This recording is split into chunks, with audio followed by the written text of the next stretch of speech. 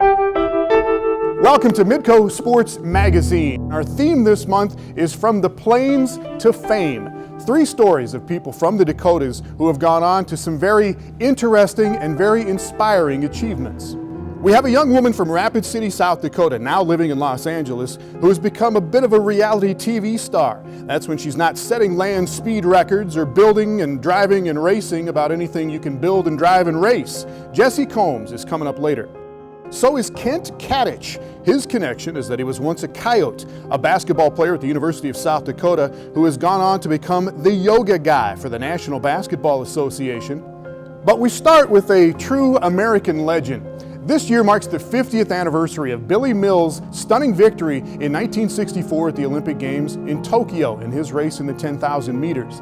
Mills was born in Pine Ridge, South Dakota, and his story is as compelling now as it was a half-century ago. Billy Mills grew up in a time and a place that did not exactly foster and fuel the dreams of young Native Americans. As a kid on the Pine Ridge Reservation in the 1940s, he saw the worst of what the world could be. It was more racial poverty.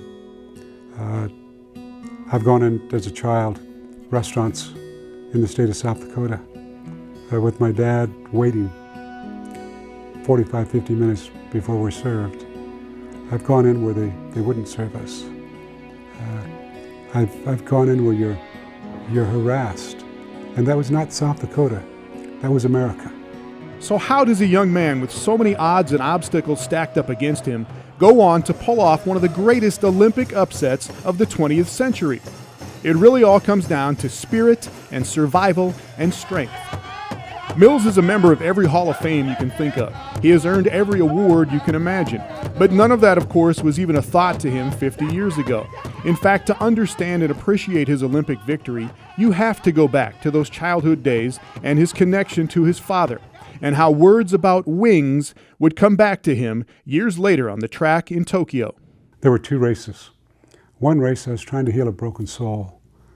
My dad told me I had broken wings. You do these things, son. Someday you can have wings of an eagle. Even after that encounter and early encouragement as a young boy, Mills would still struggle with the world and with himself, most notably as a college student in the late 1950s at the University of Kansas. I'm not able to join a fraternity. Said you can't join, you're Indian. There's absolutely nothing you can contribute. That was not the University of Kansas, that was America. And it challenged me, broke me. I know what it feels like to be broken inside. Came so close to suicide. Only to hear my dad's words, not through my ears, but energy underneath my skin, just movement that spoke, don't. Don't. The 4th time, just gentle, but powerful, loving, caring, don't. I'm crying, I get off the chair, and I remember him telling me, you need a dream to heal a broken soul. I wrote down my dream instead of jumping. I made a choice.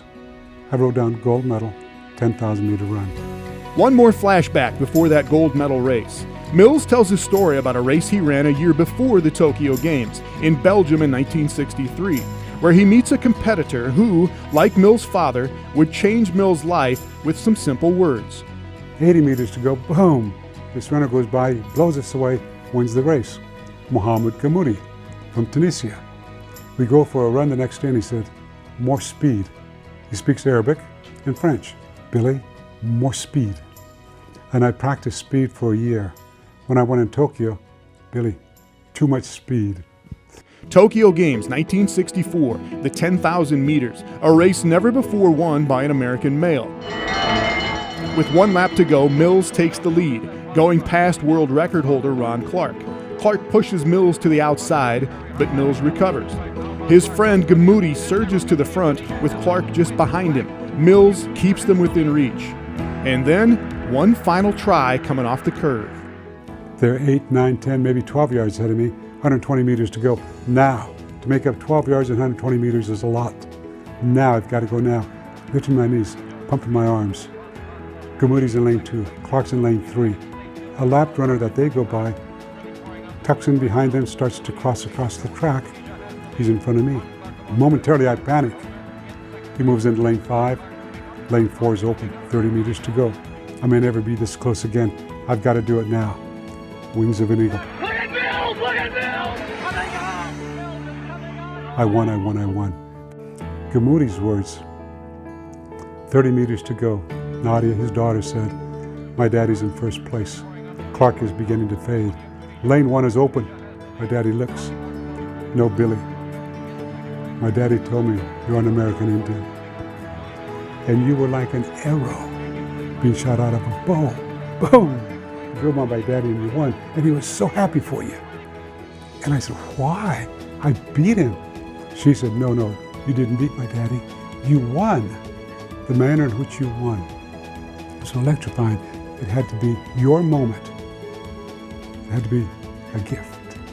It's been almost a global experience of realizing, now traveling to 108 different countries, of what I took from sport, that it's the journey, not the destination, that empowers us. And it's the daily decisions we make in life, not just the talent we possess that choreographs our destiny, and overpowering a true sense of global unity with the dignity, character, beauty of global diversity. Far more important than sport, far more important than the Olympics, the future of humankind. Well, Mills is still out there at the age of 76. He's an advocate for Native American rights and sovereignty. He helps fund and participate in projects in Indian communities all over the United States. And he says he's going back to Japan soon. He and other gold medalists from the 1964 Games will go there for a celebration of those achievements and to help Japan launch its preparation for the 2020 Summer Games that return to Tokyo. Up next on Midco Magazine, a former South Dakota College basketball player who is now sought out by almost every team in the National Basketball Association for his expertise in the scientific yet spiritual art of yoga. Welcome back to Midco Sports Magazine. Kent Katich played basketball at the University of South Dakota in the early 1980s. He wasn't there all that long and he didn't play a whole lot, but he went on to make it in professional basketball. Matter of fact, he is still sought out by NBA teams and is making an impact in a very unique way. David Brown has his story. Basketball teams are generally divided into two separate parts, the stars and the role players. Kent Katich freely admits he fits more into the latter category. Shooting the basketball was my niche, and I wish I would have developed a couple other niches while I was at it, but yeah, I could shoot. Growing up in Des Moines, Iowa, Kent's shooting ability gave him the option to play beyond Dowling Catholic High School. Although big-name colleges were out of the question, he enjoyed one particular visit, to Vermillion, South Dakota. My impression of the Dakota Dome was cool. I mean, the dome was cool. Back in the day, it was a big deal. Katich joined the Coyotes in the fall of 1981, where he played for legendary coach Jack Doyle. But when Doyle retired in 1982, that began a 30-plus year odyssey to where Katich is today. We had a coaching change after my freshman year, and that kind of led to a little bit of discontent.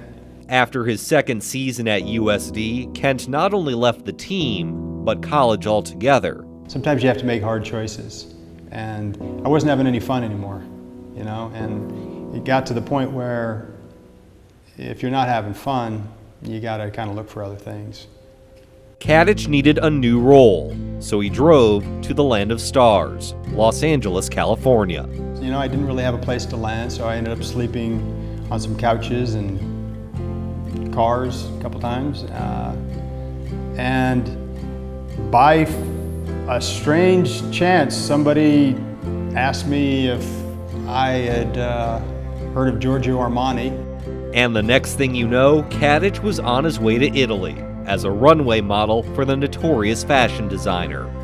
And while quitting basketball had led Katich to Europe, it was Europe that led Katich back to basketball. Then while I was over there, I got a call from Barry Glanzer, who I'd played with at South Dakota. And he said, hey, look, we got a team up here in Sweden, and we're going to do a tour. Would you come play with us? From basketball to modeling and back to hoops, Katich was starting to have fun again. But then he noticed his former and current teammate doing something odd. It was at that point that Barry Glanzer was doing headstands. And I said, "What are you doing, man?" And he's like, "I'm doing yoga." And I was like, "Okay." And of course, he goaded me into trying it, and I couldn't do it. And I went, "Okay." And he was in the best shape I've ever seen a guy in. So it piqued my interest. And when I'd left Sweden, I decided to see what it was about. And that sort of led me to the next journey. Katich moved back to Los Angeles and started working on yoga with an old high school teammate still playing in the NBA, Bobby Hansen of the Chicago Bulls. That eventually led to meeting other players, coaches, and agents, where word of his teaching spread. And I found the benefits for myself, and I couldn't understand why this wasn't happening in all sports. So for the next probably 7-8 years, I just immersed myself in it and practiced, 3 or 4 hours a day, doing it myself, learning as much as I could, educating myself, working with different teachers, traveling, and developing my own practice. And now this is Katich's court, in the heart of West Los Angeles, where movie premieres are right across the street, but the stars are right here. He does all, different sports, and different body types and different people from all different walks of life. So I figured, it was a chance for me to, just have that extra little edge. On this morning in early July, Kevin Love is avoiding the NBA trade rumors and focusing on maintaining his status among the league's elite. But I think for me it was, especially in talking to Kent, just pushing my body to the next level. Coming into the NBA, I was a little bit overweight. My flexibility wasn't the greatest, so I wanted to see how far I could not only push my body, but also my mind as well, and yoga has helped shape me and helped me do that. Just weeks after this session, Love was traded from the Minnesota Timberwolves to the Cleveland Cavaliers, where he's expected to be a key cog alongside LeBron James and Kyrie Irving in helping the Cavs win their first NBA championship. I think of the responsibility I have to help them maximize what they're trying to do. For them to spend their time to come in here and to trust me, I take that really serious.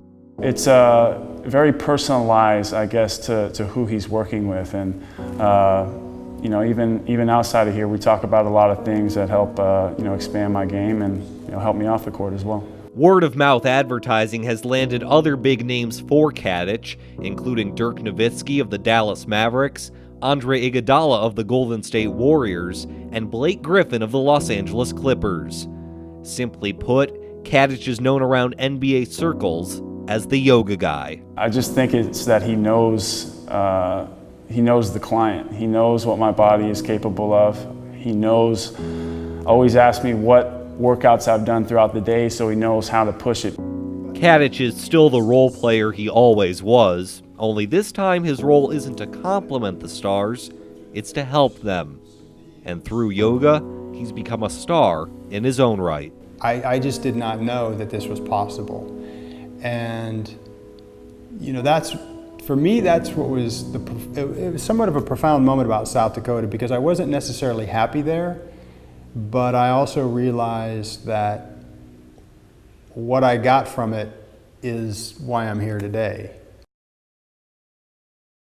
Joined by David Brown, and Katich, he's just a cool California guy now, he really is. And you see him working with these individuals, but he's got a full-time NBA coaching gig, doesn't he? Yeah, you saw on the piece he works with Blake Griffin of the LA Clippers. Well, he's actually the Clippers' full-time yoga coach. He coaches the entire team. He's the only person in the NBA hired by a team solely for the purpose of practicing yoga. It's quite innovative, and he's making a living off of it. Very cool. Thanks, David Brown. When we come back, we will meet Jessi Combs, from the Black Hills to the sunny celebrity life in California. She's a car builder and an off-road racer and a world record holder, and her story is next. Welcome back. You might have heard of Jesse James and his reputation as a big bad dude who builds motorcycles. But he's got nothing on Jessi Combs. She is a girl from Rapid City who now lives in Long Beach, California. She hosts TV shows, builds bikes, and sets land speed records in jet-propelled machines. Jay Elson has her story.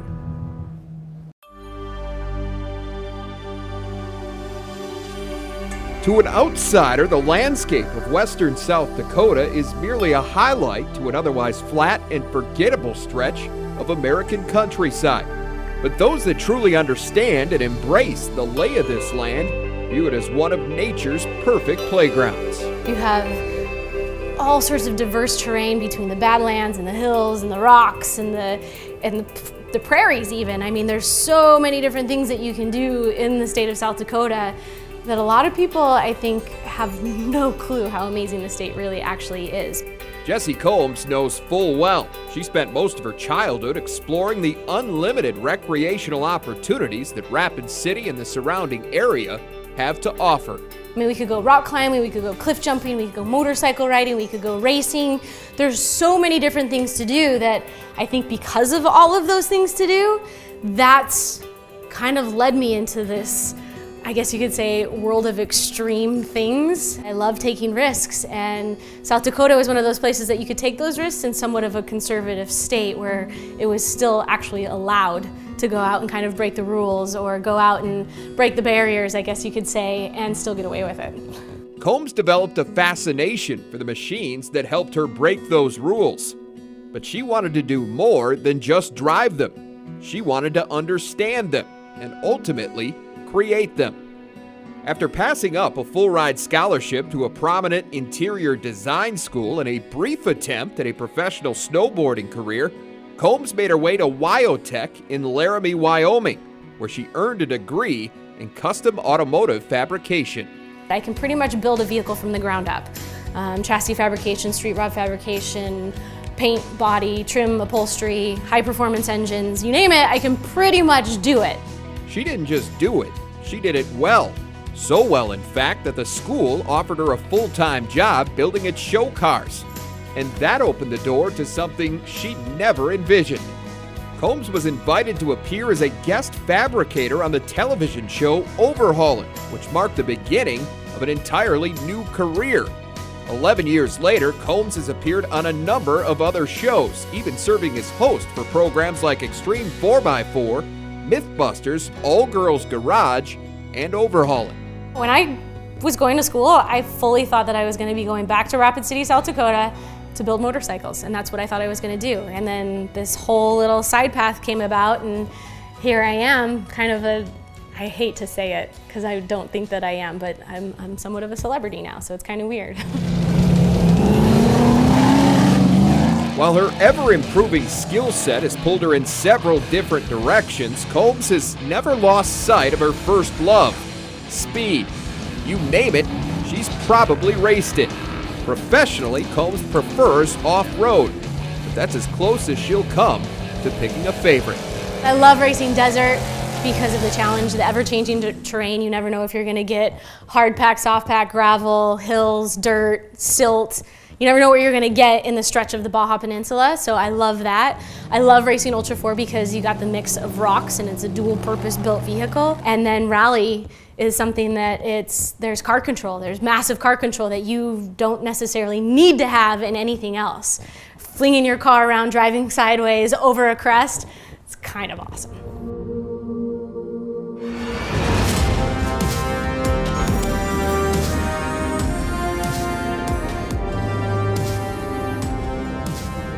All of those avenues come with a rush, but it's the one just short of flying that would help Combs accomplish one of her lifelong goals.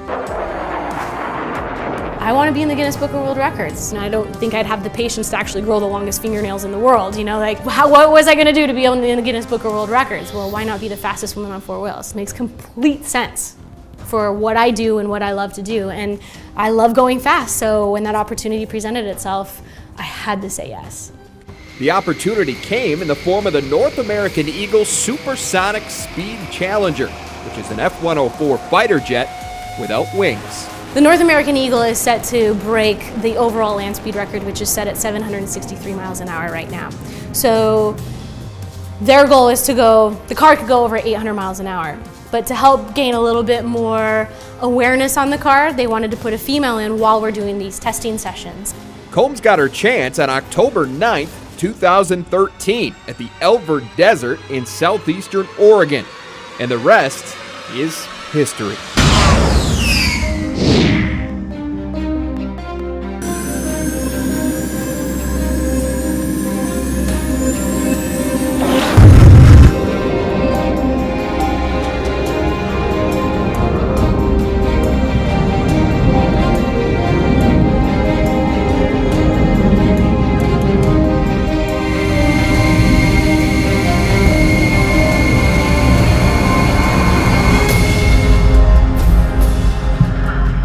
Combs' official mark of 392.954 miles per hour with a top speed of more than 440 shattered the previous land speed record for women, which had stood for 48 years. What was the number? Good. Oh, that feels so good! By nearly 85 miles an hour. Give it to him. 440.4. Those that know Jessi Combs realize the record is just a chapter in what has become a pretty incredible story. They also know that Combs has no intention of slowing down, because limits are the one thing this South Dakota native refuses to accept. One of the things that I think of why I've had so much success is that I've been open to a lot of opportunities that have come across my path. If I decided that, hey, I'm just gonna go back to South Dakota and I'm gonna build motorcycles, I wouldn't be where I am today. Don't get me wrong, if I could just get paid to drive every single day, I would love it, but then I'd be missing out on building things in the garage. And if I was just building things in the garage, then I wouldn't be able to share that with the rest of the world on television. So I think the spectrum that I have going here is a well-balanced spectrum where I can have the exposure, I can have the fun, and I can still use my skills all in the same turn. And here's Jay Elson. And Jessi could probably stop now with all she's accomplished, but she's not gonna, right? Nope, she's already got her sights set on another record. She wants to be the fastest woman on 3 wheels now. That record currently held by a woman named Kitty O'Neill. She set it back in 1977. The interesting part of that, though, is a little bit of an irony there, is that Kitty O'Neill was from California, now lives in South Dakota. Jessi Combs, of course, from South Dakota, now lives in California. So, interesting. Nice job. Jay Elson, thank you for watching Midco Sports Magazine.